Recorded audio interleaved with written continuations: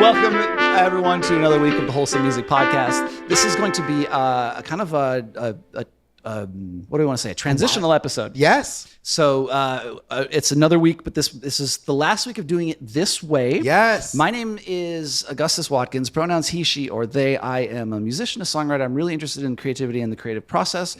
I have a record label that I co-own called Give Take, and I offer artist and label services and traditional music PR under the company Cocaine Opera. That is amazing. That is incredible. I can't wait to hear more because we're going to talk about labels later. Yeah, we are. My name is Cam LJ. You're here with us at Secret Spot DTLA. We're downtown Los Angeles' co-working space for creatives. My pronouns are he, they, or she, but I'll take any of the pronouns you want to call me. So as I kind of mentioned, this is the last episode where we're doing things in the old way. Yes, this is the end of the season. Mm-hmm. This is the finale. Yeah, we're touching on some things we touched on. Yeah, we're going back in time. That's true. That's true. We're doing the thing. We are kind of playing the hits on this one. Mm-hmm. We got some classic talk to me. That's right. Some AI news. Some AI news. Actually, a really exciting thing that goes all the way back to episode 6 about artist corporations. Bringing it back. You are not going to want to miss that for real. There's like some really exciting developments happening. Everyone wants an LLC, but maybe you need an A Corp. Maybe you do, and watch the state of Colorado for that. Mm-hmm. We start out with 5 boundaries every artist needs to set from an Instagram account, which we will plug. And of course, the links are always in our show notes or our description. Thank you. 2 pieces of news about iHeartMedia and TikTok. The iHeart behemoth, yeah, and the decline of SiriusXM, and the TikTok behemoth. That's right. Have come together to make an unholy behemoth. That's right. And then we've got a little bit of news about 11 Labs. And Bruno Mars got in on that too. Bruno Mars, yeah. There's we got a lot coming up this week. We really, really do. As we mentioned, this is going to be the last week that we do things in this way. We are not going away. No. We're just we're going to change our format. We're not really announcing what we're doing instead because we still have to kind of figure it out. Yeah, we're going to work it out. We have some ideas, but we're still going to be up. We still want to hear your ideas too. So if you have things you want us to cover right here at the top of the show, leave it in the comments. Hit us up on TikTok. Yep. Let us know what you want to see. Do you want to see interviews? Do you want to see more AI news? We can always do more AI news. We can always do AI news till I'm 200 if we go back to that callback. And then we'll just be robots reading the AI news. But let us know what you want to see so we can cover that for you. As always, we close out with our world famous take it or leave it advice. That's right. It's advice that you can take or leave. And with that, let's get into our sort of last episode in this format. Yes. Thank you for joining us on the Wholesome Music Podcast every single week. We are going to be back next week. We're going to hopefully be back with more. Even better. Even better. So let's get into it. Let's do it.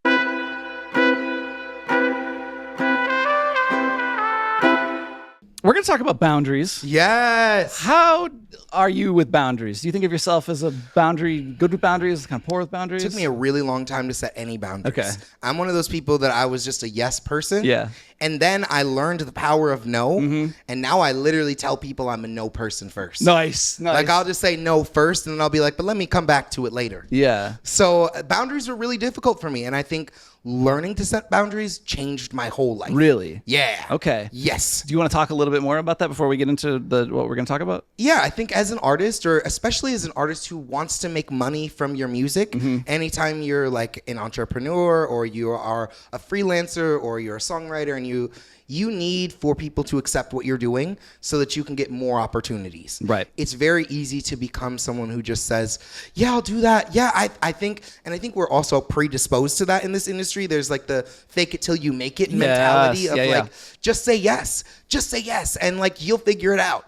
And I think I took that to the extreme and I was like, I'll say yes to everything and I'll try it and I'll see if I can do it and then I'll learn to do it and then I will do it. Yeah. And like, that was I think for me it was a journey. It's something I had to learn to overcome and learn like, oh hey, not everything is gonna be for me. I'm not gonna enjoy every project. Some projects are like, whether it's the people you're working with, you know, like some projects you're like, maybe I don't want to be doing that, or like there's all kinds of reasons you might say no to something, but I think for me and maybe for other artists, it feels so mandatory, especially in the beginning, to say yes to everything. And on the flip side of that, the one thing about that mentality or that experience, as almost everybody watching this I'm sure has had, is that it does teach you to trust yourself and to become very resourceful. Yeah. If you are not a musician or in the music industry and somehow you've come across this,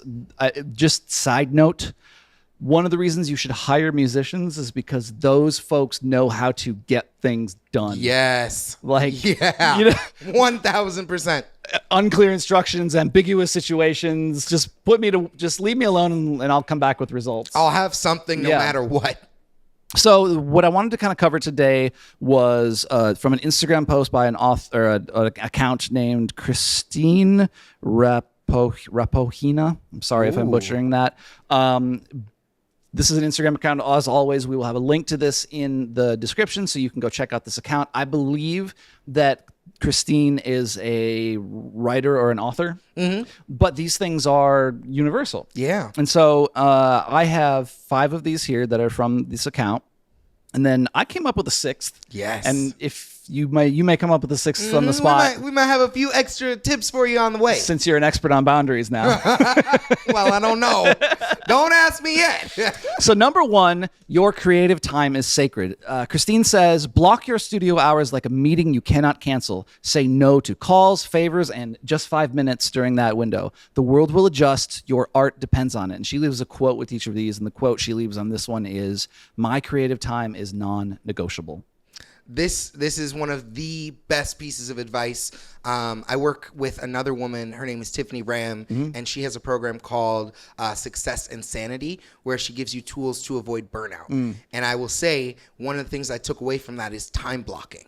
And and if you know me at all, you know I live on calendar. Yes. Yeah. And the institution of being able to reclaim my time and say, no, I'm currently in this session. I cannot deal with this other thing until this is done, and then we can go back to that. Or like, hey, no, you can't. It's not negotiable. Yep. When I'm booked for something, I'm booked for that, and that's just unavailable. I'm sorry. I would love to service you. Maybe we can later, but right now I'm doing this other thing. And you'll also book, I know, sessions for yourself. You're like, Absolutely. 8 hours. I got 8 hours free. Block it. I'm writing. Yeah. Yep. That way, otherwise, I don't set time for myself to be creative, because as so many of us are wearing all these hats, right?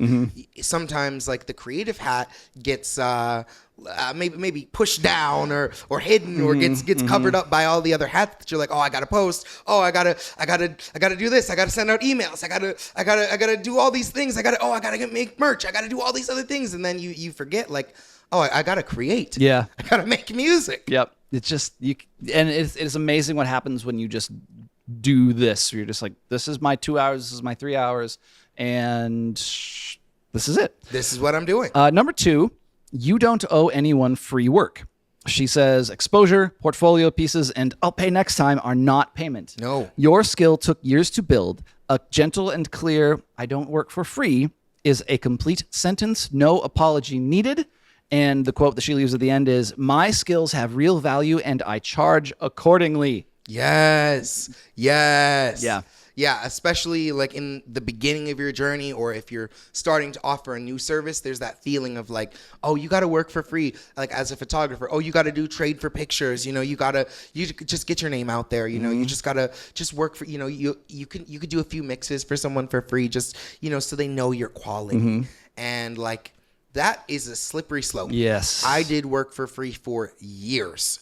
4 years. Yeah. And I think that is, one of the things that helped me, if you are in this little trap of working for free, is creating new space for yourself. So whether that's like moving locations, saying, maybe everybody used to come work for free in your house, take your business somewhere else. Start being like, oh yeah, I can't work for free. We got to rent out this space to do the session. It's just an even better environment for you, and I want you to have the best quality. It's a little bit of a justification that lets people know I'm providing you so much value that I can't do it this way. And I don't want to do it in the way that I did before, because I can provide so much better value now. Yep. And as Christine, as she says, my skills have real value and I charge accordingly. Yeah. And you don't need to justify. Right. Yes. That is its own, as she says again, that is its own complete sentence. It is. I just have to charge for this because this is something you want because it's valuable. And this is something I know how to do. And this is how economies work. And if you could do it yourself, you would do it Exactly, yourself. yeah. Like, if this wasn't valuable to you, you wouldn't be coming to me. Exactly. Number 3, she says, unsolicited critique doesn't belong here. You are allowed to share your work without opening it to everyone's opinion. Choose whose voice gets space in your creative world. And her little affirmation at the end is, I decide who gets to weigh in on my art. Yes. You know, that's a really interesting one for songwriters because, like, we want our music to be relatable, especially if you're trying to write pop music or a large genre. You're seeking mass appeal. Yeah. You're right. It is really thorny. It is. It's so easy to be like, well, what do you think? And just like, you're just waiting for that validation or for even any kind of criticism that might give you a hint as to what direction to go. And in those moments, I say, look to your internal compass. You know, look to what lights you up. What songs are you going back and re-listening to? How can you make something like that? I know we talked about this literally last week, but like, how can you find those things that light you up creatively and then replicate them? Yeah. There's something that I had heard a long time ago, and it's like I'm still learning it, but it was such good advice. It really has stuck with me. Don't accept criticism from anybody whose advice you wouldn't ask for. Yes, that's so real. That's so real. Whoever you accept criticism from should be someone you would literally go out and ask them, and you would value their opinion like you would go and seek that. If that isn't what you want, like if you go and someone gives me criticism for something and I'm not impressed by what they do, why is their criticism valid for me? I would think, and so to go back to this thing you said about, well, the what's complicated about that is that we are trying to create a mass audience. Yeah. And so there's this tension there, right? You're like, well, if I can't, meet the people around me where they are, then how am I going to meet the world, right? And so I kind of want to paint an alternate picture here, which is to remind people, you remember how we talked about this early on in our episodes about like casual fans and the outward into like you have like the funnel of fans, right? Down to super fan. And so maybe when you show your cousin your song and like your cousin is into country and you're making R&B, your cousin might not be anywhere except that very widest point of the funnel, and he's not somebody who you're trying to make you don't envision your cousin being a super fan. Yeah. So you could show your cousin that work. But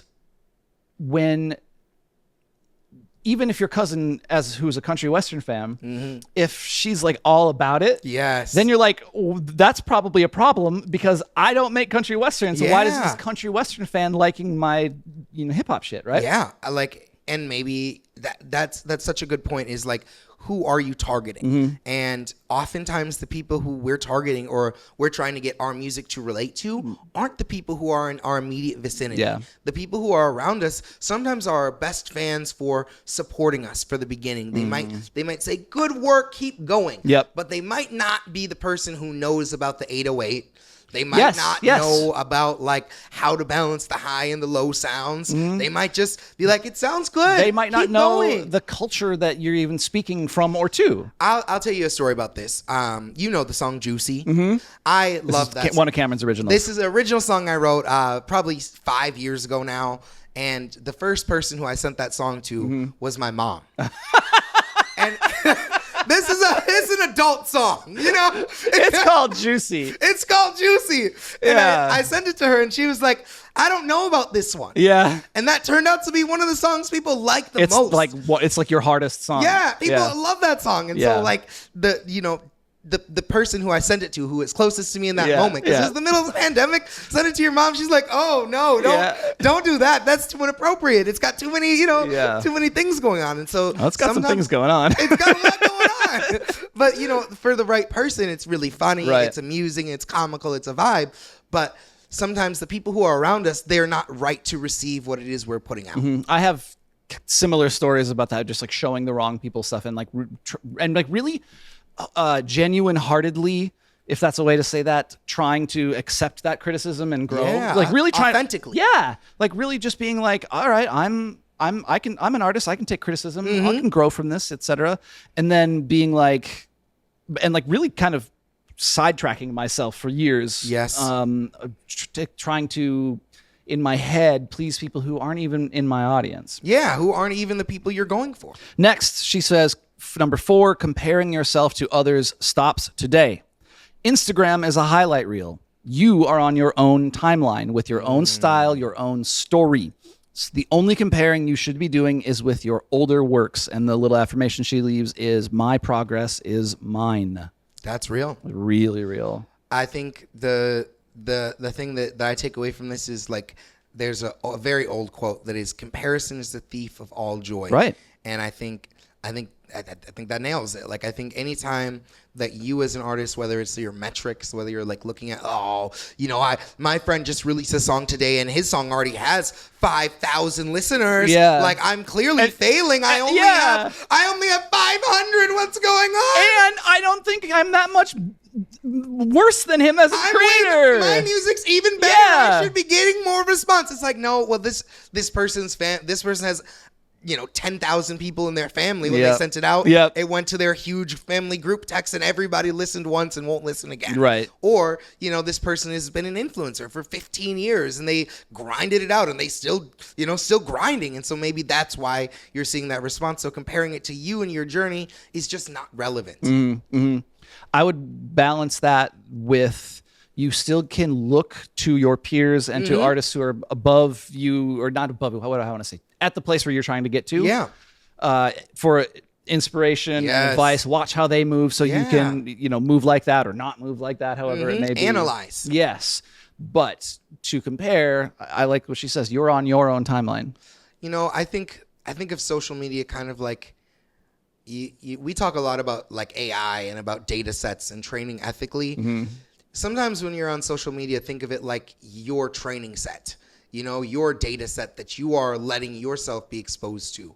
All of this information you're taking in, you're watching all these other artists who are also going through this struggle just like you are, and you're seeing their journey, taking in their information like, maybe now I know not to do this, or now I know that worked for this person. Maybe it'll work for me. And you can kind of try those ideas and put them into your neural network and spit back something. Into your little data set. Yeah. I really like that. There was the other thing I think to take away from that is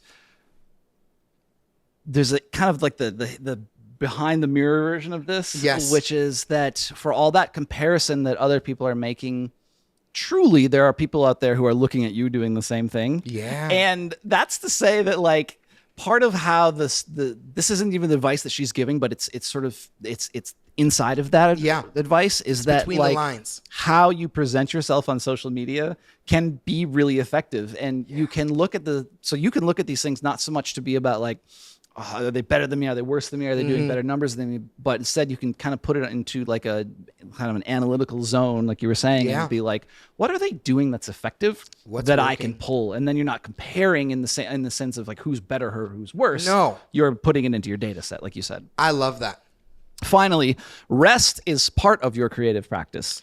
Before we get into this, I have a statement on this. Yeah. And a lot of people are going to hate this, and that's A-okay, but I believe in one day on, one day off. Okay. And that means, like, whatever you do, like whether it's, I'm going to go do a big show, you're not going to do 10 big shows back to back. And if you are, then you should have 10 days to rest after that. Or 10, maybe not 10 days, but whatever your time is in, you should have that much time out as well. Yeah. And whether that doesn't mean like, I took the whole day off, I didn't do anything.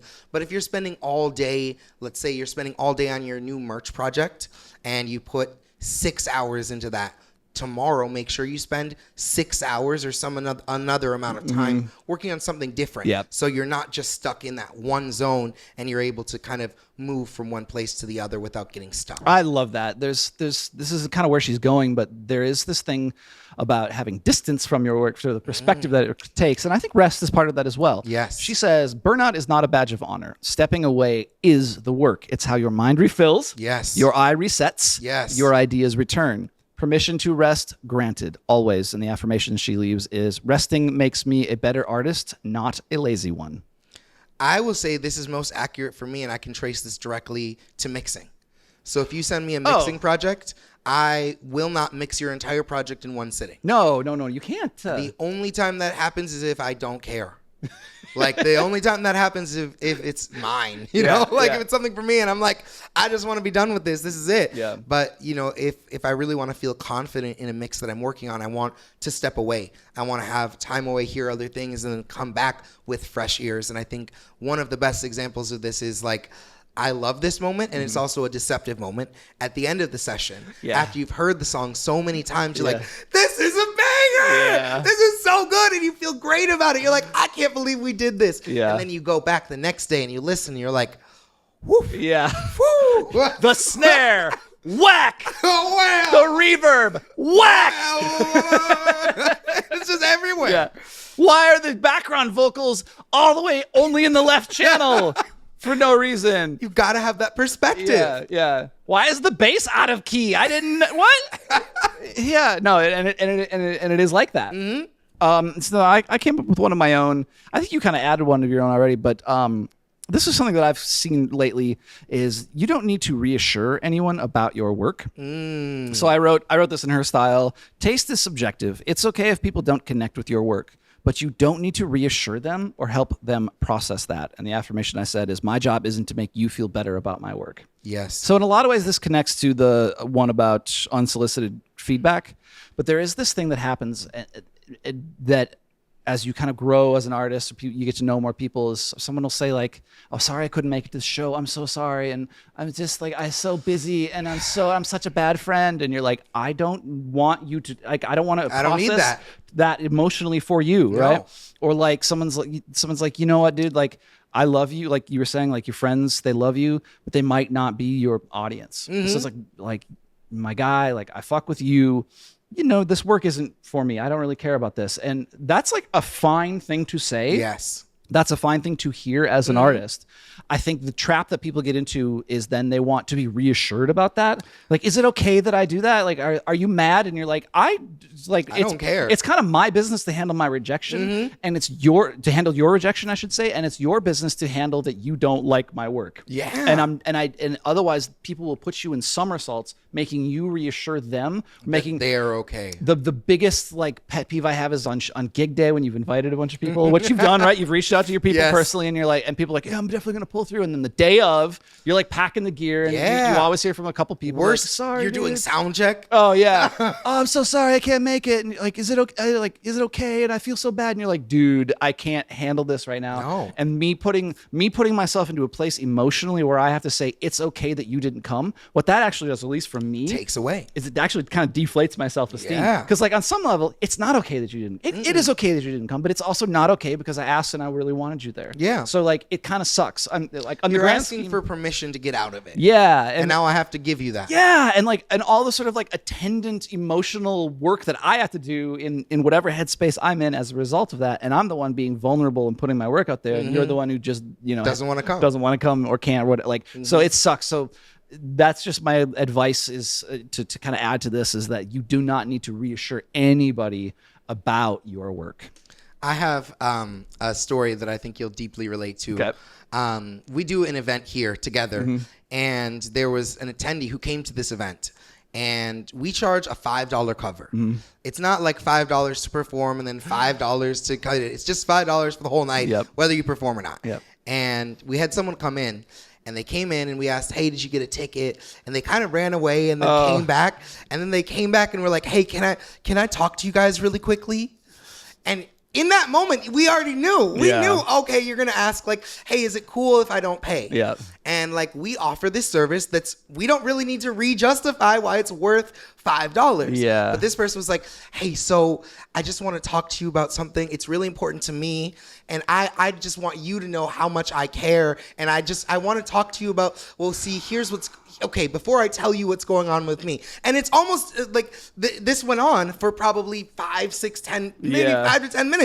And it was ridiculous because really it was a waste of both of our times. It felt disrespectful because we were trying to get things set up, trying to attend to other guests. And honestly, like you could have just said, hey, I can't pay. And we would have said, it's fine. Don't worry about it. But like in the moment of taking that much time, it's really a reflection. So much extra work. It's extra work and it's ridiculous. And it doesn't make you feel good. It probably didn't make them feel good either. Yeah. So it's just like It's a LL, double L. Definitely double L. So that's the 5 pieces of advice that Christine Arapohina, I'm butchering that, has given. The link to this post will be in the show notes or in the description. I encourage you to check out the rest of Christine's content. And if you have maybe your own advice, leave a comment and share it. Let them know how to set the boundaries. Boundaries will change your life as artists. I know as creatives, it's so easy to just be like, oh, I have to say yes. I got to do it. I want to do more. I want to be accessible. But protect yourself, protect your energy, set boundaries, and learn to say no. Absolutely.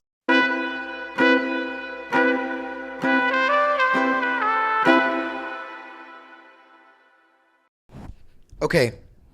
Before we start this, Yeah. I have a stupid question for you. Okay. Do you know the band Marky Mark and the Funky Bunch? Yeah. I learned something today. Good vibrations. Good, got that good vibrations. Come on. Have you seen the movie Uncharted? No. It's a movie on Netflix. Yeah. And it features an actor. Mm-hmm. The actor's name is Mark Wahlberg. Mm-hmm. Did you know Mark Wahlberg is Marky Mark and the Funky Bunch? Yes. I didn't know this. Yes. I was like, I went back and I watched it. I'm like, no, it's the guy. Yeah. He's the guy. He's the same guy. You didn't know? No, I didn't. I didn't know until today. Wow. I had my mind blown. I was watching a documentary about the fucking it was about JFK, but JFK Jr. Yeah. And they were talking about Marky Mark and the Funky Bunch, and I'm like, wait, Mark Wahlberg. is that's? And Jay was like, oh yeah, that's him, and Yeah. I'm like, You did. I was mind blown. I knew them both separately, but I didn't know they were the That's same. crazy. Yeah. You might be the last person on earth to know. I guess I am. I really am. But I thought it was fun. I love that. I love that. You got to learn something every day, you know? How do we stay young?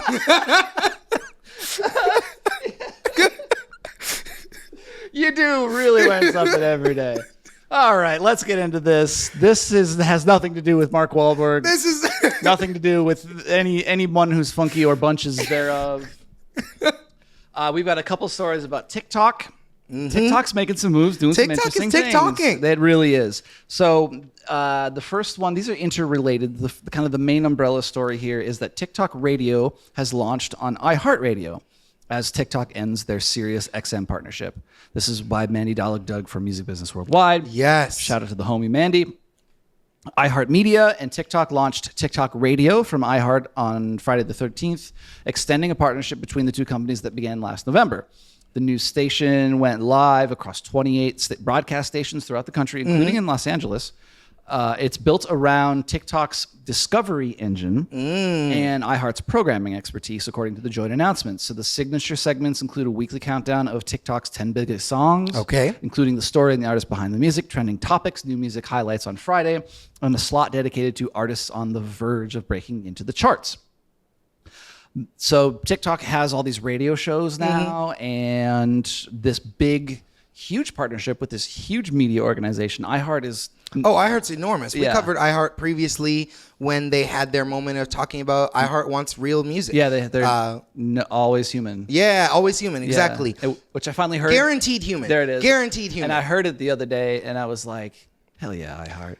I think this makes a lot of sense, you know, not just as they're sunsetting their relationship with SiriusXM, but in general, I think a lot, like you go to TikTok, there's a lot of what used to be radio shows or have aired as radio shows, and now all of that content is getting ported to TikTok That's and re-uploaded true. there. So there's a number of radio shows that I actually listen to on TikTok, and they're shows that, you know, 10 years ago I would have listened to on the radio or not been exposed to because they're local radio. You know, it's people who are like, do you remember the radio show KDWB? I remember the station. Yeah, Yeah. Twin Cities. Yeah. Yeah, and there was a really famous host who was on that all the time. And he's everywhere still, but those guys, people who are like what do they call those? Like regional broadcasters. Yeah. And he's huge. Like he did this is such a dumb thing, but Jingle Ball. I think I know who you're talking about, Yeah. but I can't think of the name.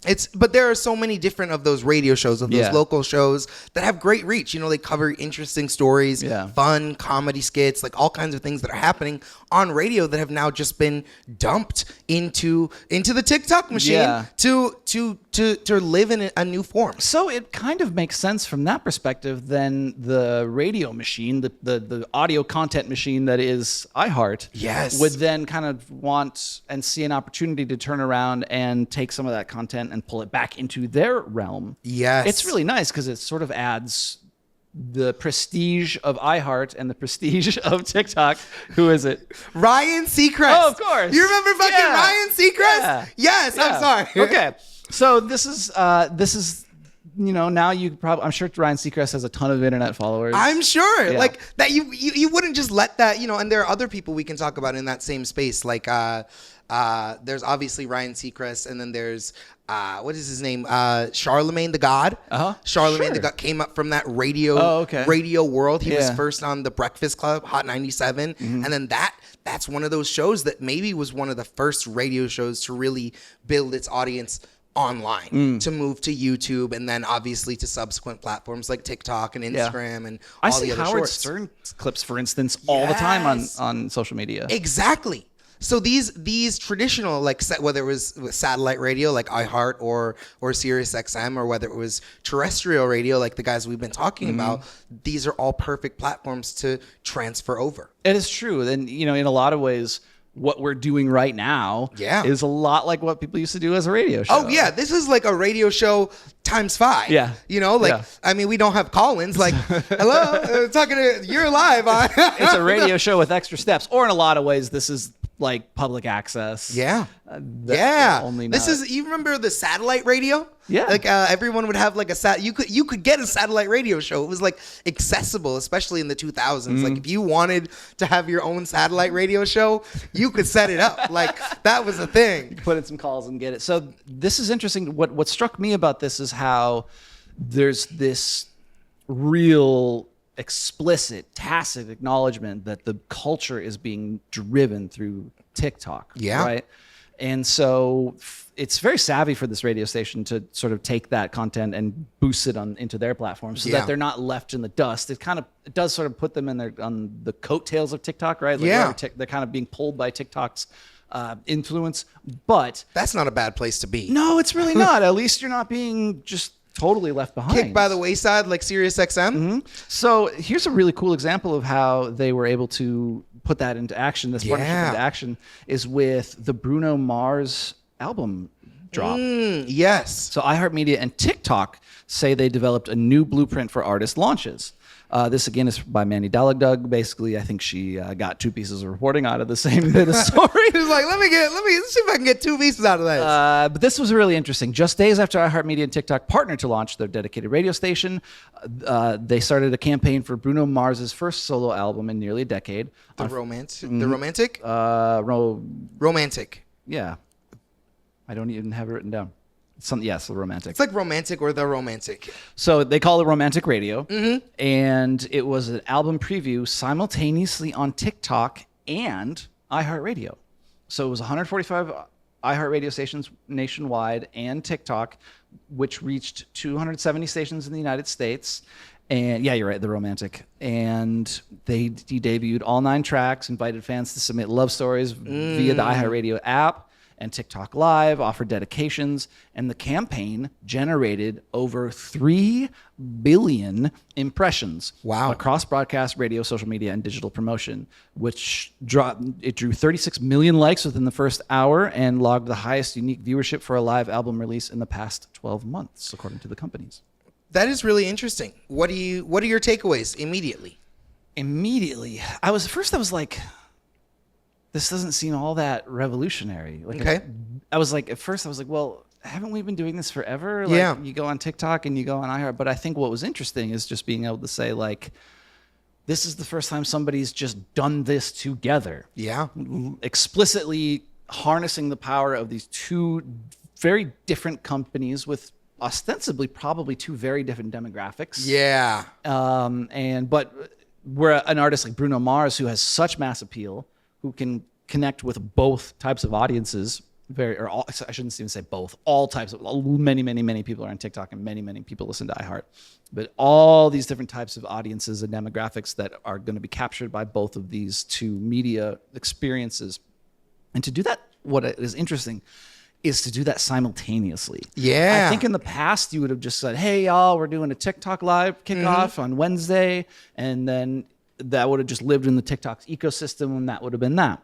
And then you would have also simultaneously, because you're Bruno Mars and you have a huge infrastructure behind you, you would have also simultaneously, maybe the next week, done a big call-in show with iHeart. Yes. So what the novel thing about this is to say, nah, dog, we're going to do this once and we're going to do it together. All at once. And we're going to capture both audiences simultaneously. I think what the genius part about this, and I think if I would have been in those meetings, this is something I would have resisted until this came up, is that this was an equivalent experience on both platforms. Well, I should say on both platforms, in the sense that it was on TikTok, it was on iHeart's broadcast, and it was on iHeart's app, I would assume. So yeah, really, it's multiple distribution channels. Yeah, with the same content at the same time. To me, this is almost like this feels like Michael Jackson buying out a half an hour to debut his new music video back in the 80s, right? Yeah. It was just like, there's all these different places that are all at the same time available to get the exact same experience simultaneously. So when you go home at night,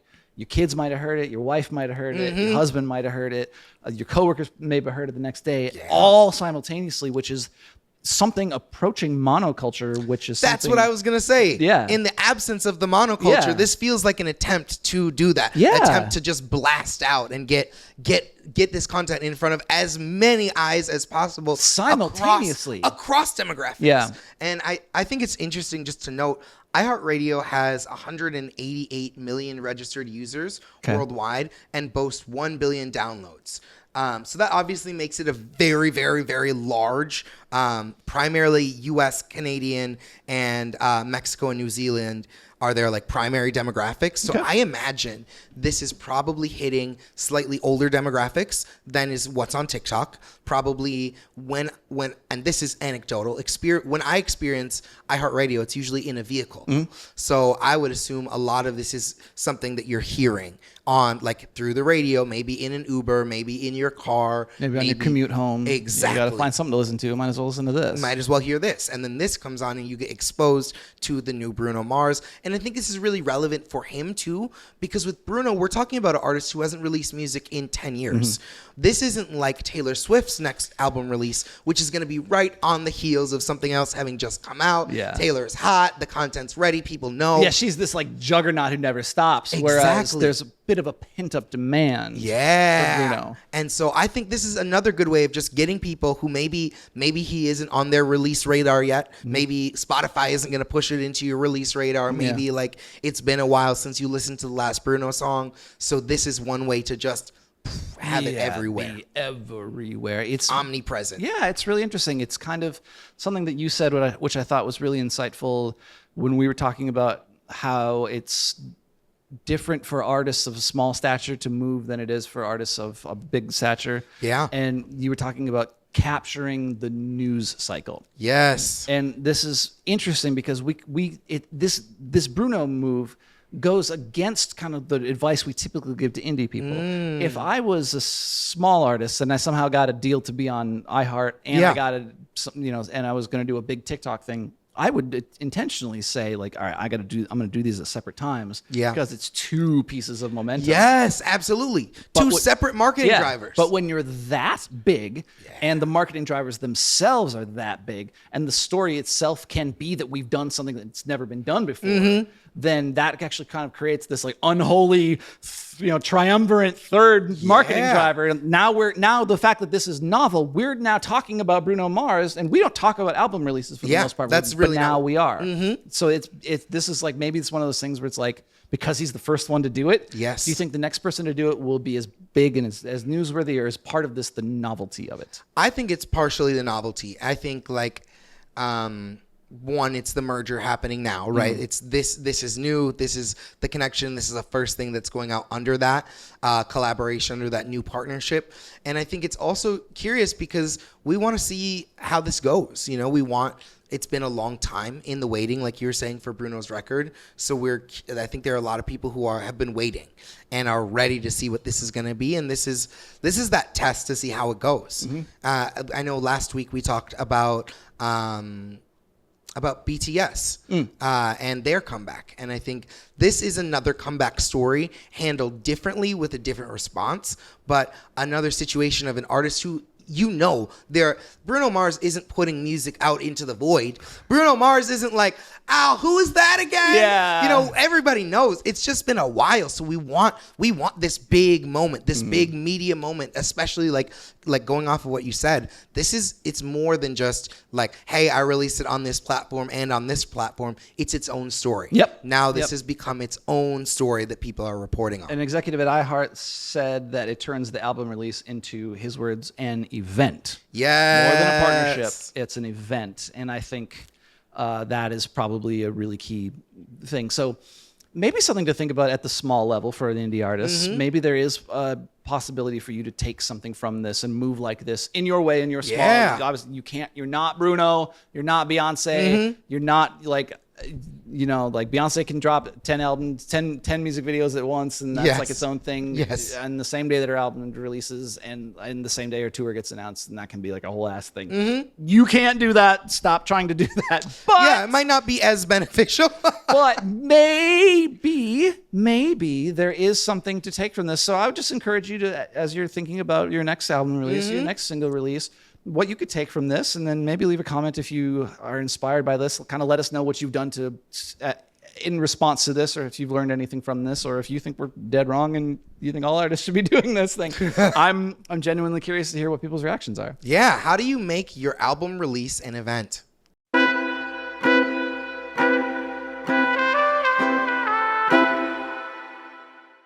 We're going to do a quick kind of news roundup. In fact, all of the news that we're going to round up here is something that we've touched on in previous episodes. Recap isn't the right word. No, this is like a. So where are they now? Where are they now? Yes, this is a follow-up episode. Yeah. This is the before and after. This is the after, yeah. Yeah. Some ongoing stuff. The first one I want to start with is some just like straight up legitimate good news. The Instagram account is Artist Corporations. You might recall all the way back in episode 6. Wow. Back on the old green wall. Way back. That we had discussed Yancey Strickler, who is the founder of GoFundMe, has been out here kind of talking about new forms of artists, arts business. Yeah. In the like tax sense. Okay. And so he's been pushing for what they've been called an A corporation. So not an S corp, not a C corp, not an LLC, not a B corp. Nope. Which is these ones that are kind of designed for like not charity, but like corporations that are designed to have a social mission. Oh yes. So not a 501c3. Right. But a B corp would be like mission driven. Yeah. So this is like if you are familiar, you don't have to be, but if you happen to be familiar with the B Corp, I think that's the kind of the most obvious comp to this. Yeah. This is from the Artist Corporation's Instagram account. The Colorado Artists Company Act was filed March 4th with bipartisan support in both chambers. Democrats and Republicans are co-sponsoring the bill because Colorado's creative workforce generates $16.9 billion for the state economy. This isn't an art world story, it's an economic one, they say. The A Corp is a fork of the LLC model. Fork is like a kind of nerdy technical term, yeah. Think of cooperatives and public benefit corporations, which were once codified, then widely adopted. The A Corp does the same for creative work. Artist first ownership, IP protection, and a creative mission built into the default structure, not as an option, but the new standard. They go on to say that public hearings are going to be in April, and if all goes as planned, artist corporations will exist by the end of the year. This is why it's important, because this is in the state of Colorado. But they say Colorado allows businesses to register from anywhere in the world, so this act can have global reach. Just a reminder of what it is. Artists hold 51% of the voting rights and control, without exception, to their corporation. They can legally put mission over profit and set their own balance of how they want to organize the money aspect of their taxes and things. Artists' IP and labor count as capital, and they revert to them if the company resolves. Artists can issue shares to collaborators, contributors, or investors. This was kind of the thing that I remember got you excited at the beginning, rather than having the old model where it's like, oh, you just transfer ownership and I'll own it forever and I'll give you a little bit. Now it's like, oh no, I own it. And if you're an interested party, I can issue you shares. That's huge. Colorado, again, will allow registration from anywhere in the world. More at artistcorporations.com. Of course, this link will be in the show notes or the description, as well as the Instagram account, which announced this thing.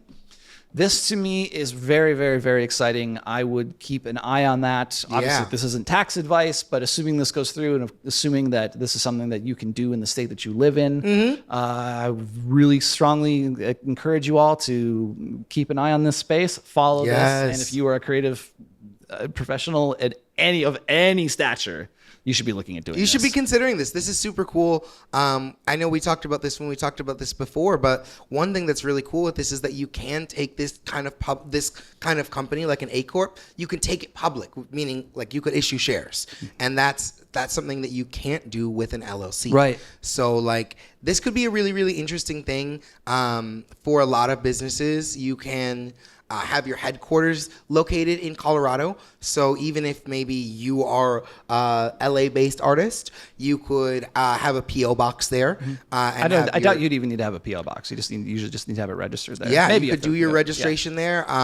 This is very common in the business world. If you don't know, there's like 50,000 corporations that are all registered in one building in like Rhode Island or Delaware or whatever. Like this is very, very, very normal thing to do. Yes. So you can absolutely have your business operate like in California or in Australia and possibly have your corporation help through Colorado with the A Corp, which I think would be really cool. And just like you said, like a space to watch as this develops. Are there any, like for you as a label, are there any things that you're excited for right away? Any ways you want to institute this?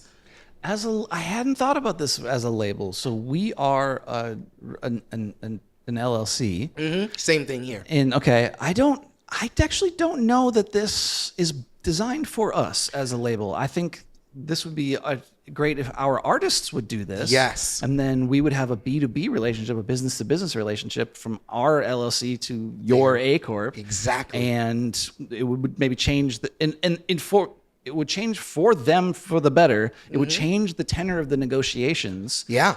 And we're artist friendly. We don't want to hold people over the barrel anyway. But it would change the overall tenor and the pallor of the negotiation from a person against the corporation to a corporation against the corporation, which does have maybe some good knock-on effects. Some great benefits for artists just in self-protection, in liability, having like your assets separated. So say there is any kind of legal dispute, at least for the artist with the A Corp, that you're at least protected. So your assets, like let's say you own a home or you have like a bunch of recording gear that's yours, then that's not your business's. Yeah. So should you get sued? Should you go through some kind of debate? Should you get dropped and be required to pay back a lot of money? Yeah. That isn't gonna go against your mortgage or against your car or your personal assets. That can all be attributed to your A Corp, to your business's assets. And going back to the getting dropped, in theory, you would get dropped differently if you were an A Corp, because now it's not just like you have to go to a label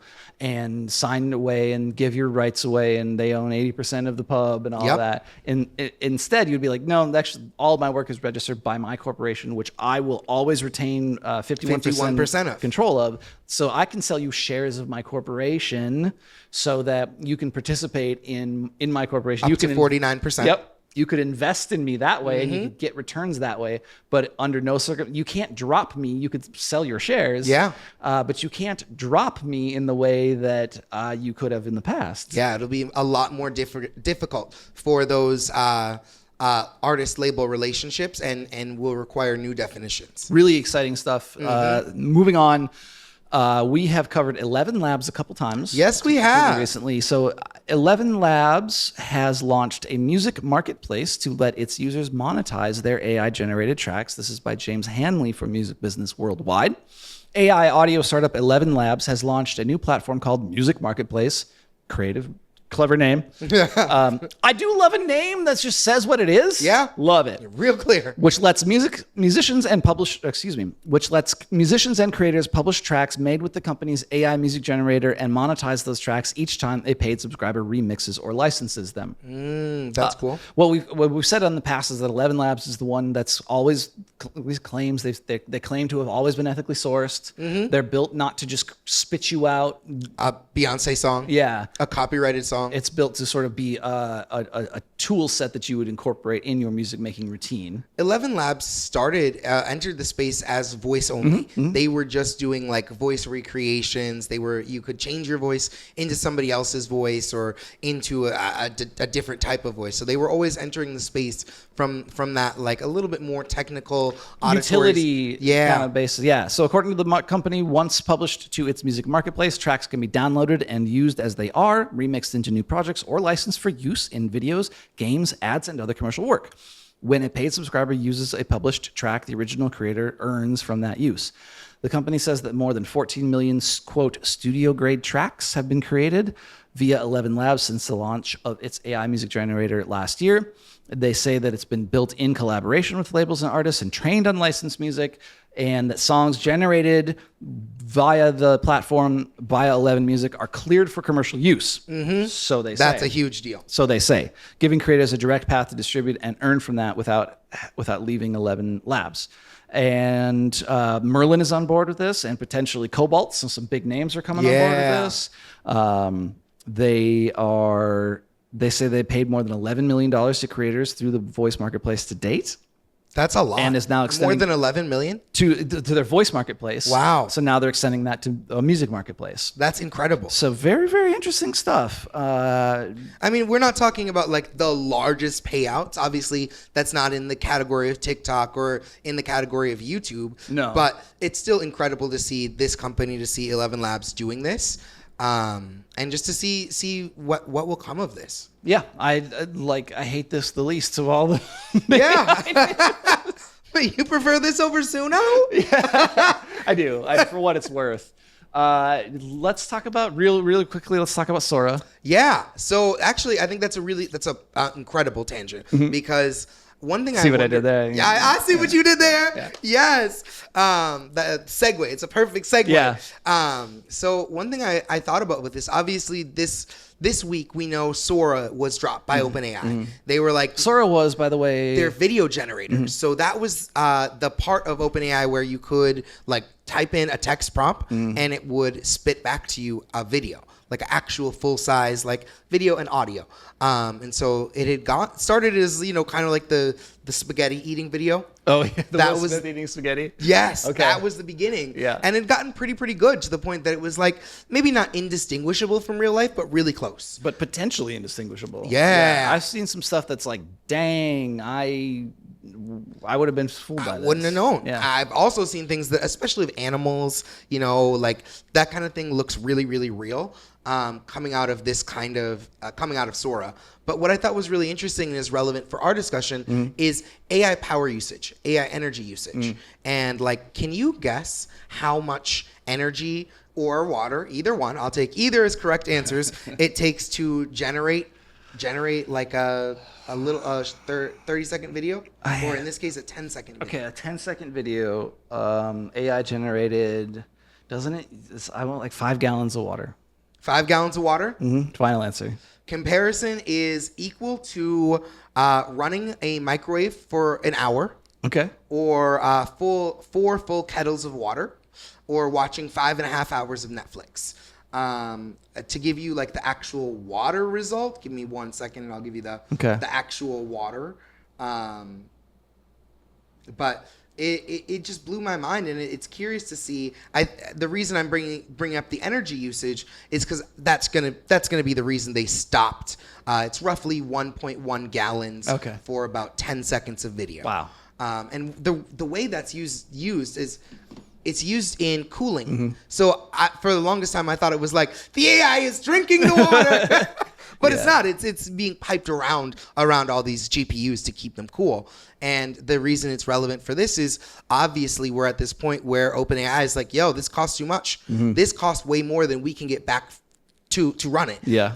Are we going to run into that with these softwares with, music generation? Are we going to get to the point where these are costing credits, tokens, or maybe they're just like, no more, we're not doing it? One can only hope. I'd say the broader discussion, which we won't get into here. We don't have time to do a deep dive to this, but there is sort of beginning to show early signs of rot. In the AI industry. Everybody knows this is a bubble. Cracks in the AI bubble? Yeah, everybody knows that what they call it, circular financing, where all these finance companies are financing each other to then buy more data centers that aren't working. That are from each other. So they're all financing each other. And so eventually this economic model will fail because it's called circular. I know enough to know it's called circular financing. Yeah. And when it all collapses, it all collapses. And I also happen to know that the majority of the U.S. economy right now is powered. Yeah, so like this is maybe a little bit of a sign that things are not going to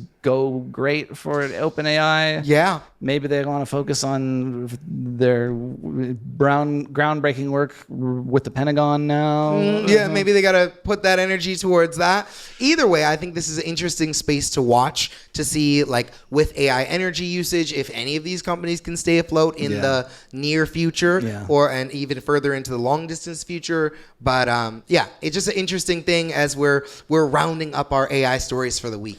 Final AI roundup story. Yes. As you know, friend of the pod, Timbaland. Oh, yes. Our boy, Timbaland. He's got his AI artist. Tata, talk to me. So this is by Harry Levin for New Industry Focus. This is also a deep cut. This is bringing us back. Yeah, this is. I should have written down which episode this was. I'm sorry, but I'm pretty sure you could just go back and look because I think we got Tata in the thumbnail for that one. Deep in our past. But you got to dig deep. Yeah. So it would have been episode 22 or later. I can say that much because I know we were in this side. Were we on this side already? Yeah. Wow. So Tata Talk to Me, the first AI artist curated under super producer Timbaland's Stage Zero, has signed with Pacific Music Group. Pacific focuses on Asian-centric talent. So here's something that people were kind of saying in the comments about this, and I was like, well, like, just y'all, this like, put the receipts in there. Give me don't just say this shit, because people were like, yo, she's real, and I was like, okay, just like give me. What do you mean she's real?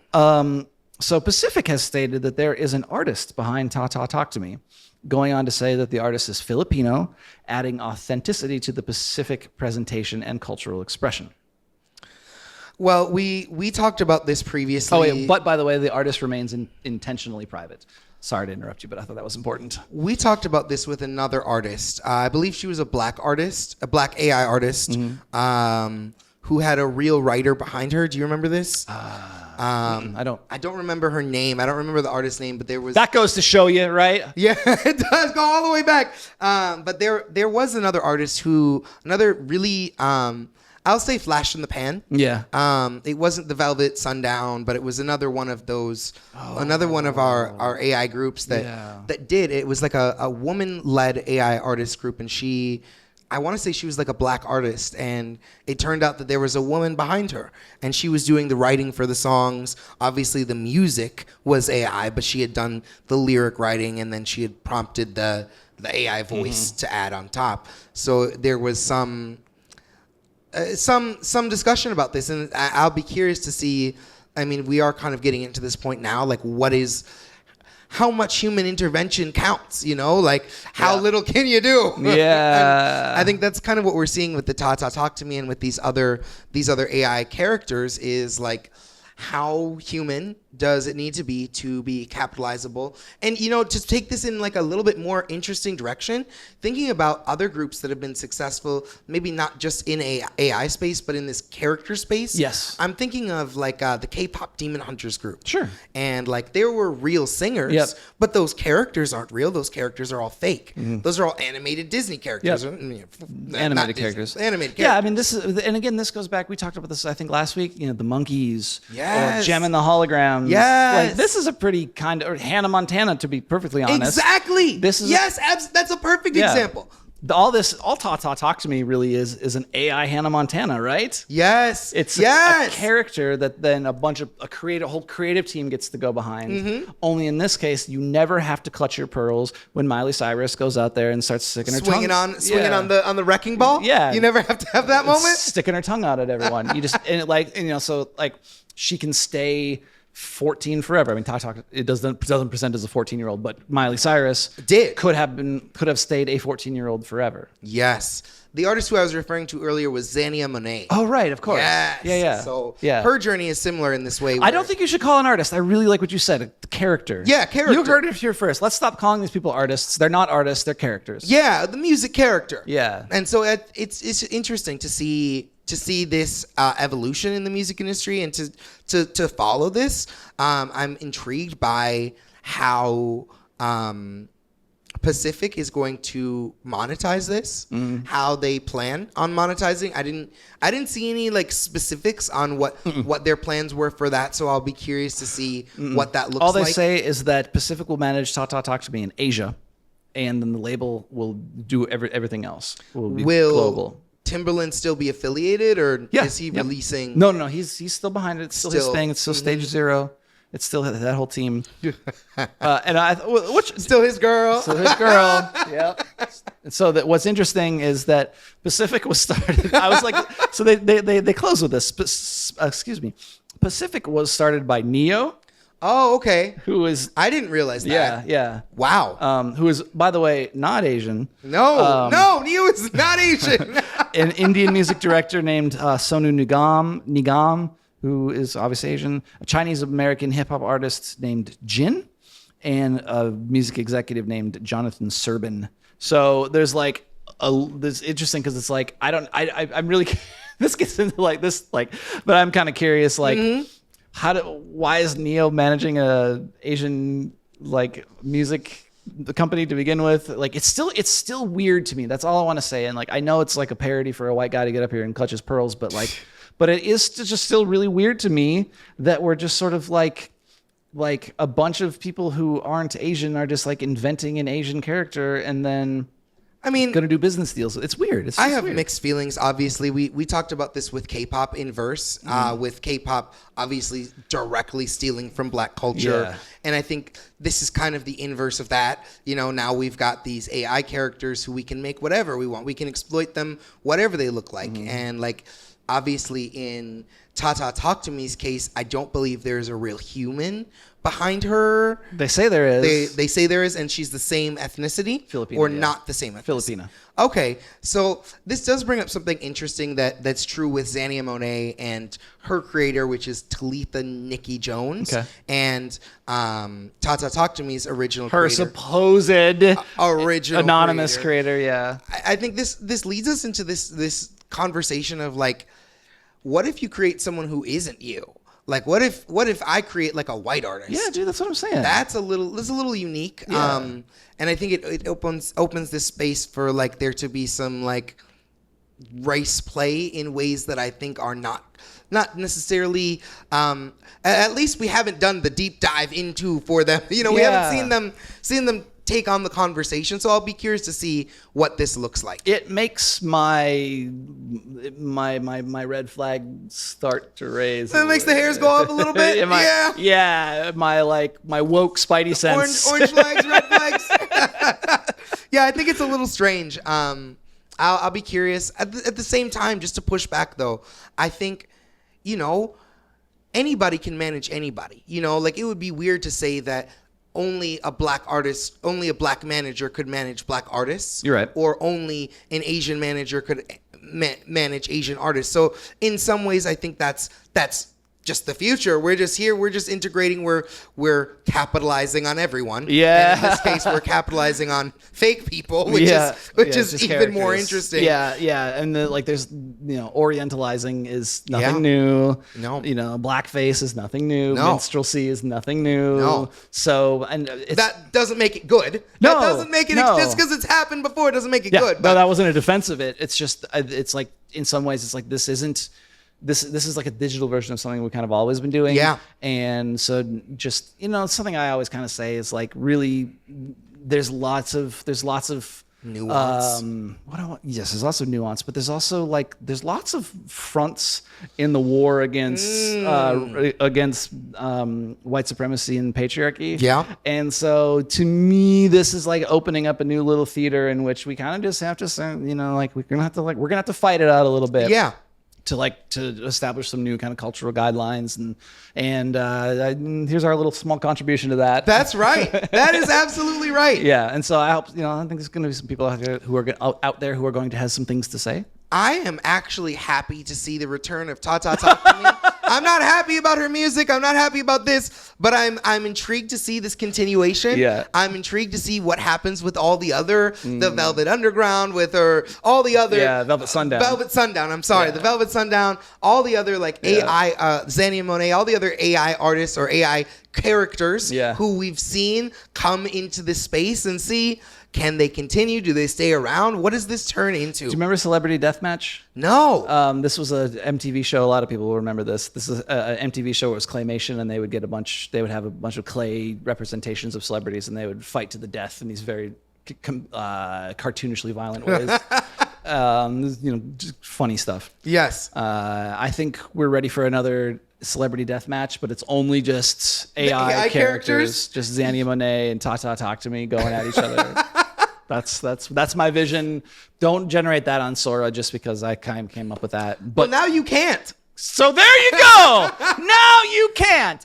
Get some clay and figure it out yourself the old-fashioned way, people. That's right. That's right. Sometimes the old ways are the best ways. All right. So that has been what kind of we're going to call the closing of our first experiment here on the Wholesome Music Podcast. Of the season. Yeah. We are still going to be here. Yes, we're not going anywhere. No. In fact, what we're trying to do is sort of just optimize our efforts. We want to give you more. Exactly. What we're finding is that, as we kind of always said, we'll kind of let you behind the curtain. And what we're finding, we're learning together. Yeah. And what we're finding is that the most juice is actually on social media. It's in the shorts. Yeah. For all the effort that we're putting into our these long episodes, they're really not getting the downloads that the little clips are. Yeah.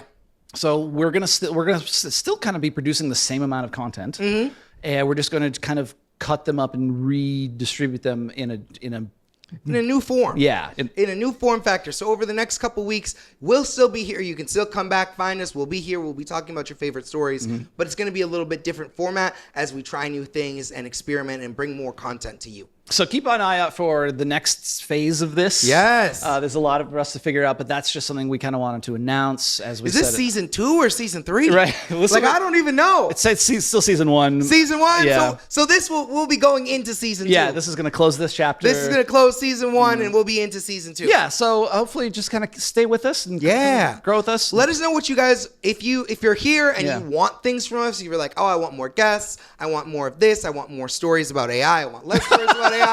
Just let us know what you want to see, and we'll try to bring that to you. Yeah, or tell you no, because I don't want to do more AI stories. I'm going to bring you all the AI stories every week.